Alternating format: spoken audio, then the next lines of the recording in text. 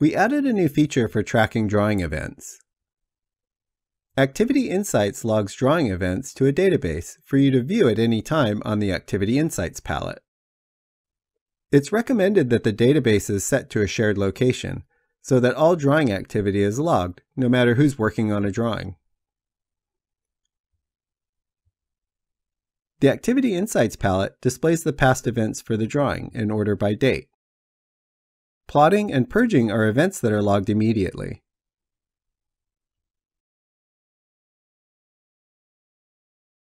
General drawing edits, working with XREFs, and other events are logged when you save the drawing. You can filter the events by date, user, and event.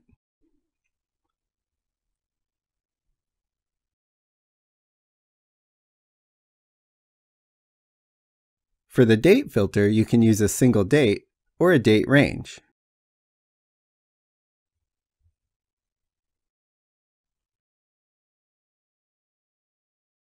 Activity Insights can also track some events outside of AutoCAD, like renaming or copying a drawing in Windows Explorer.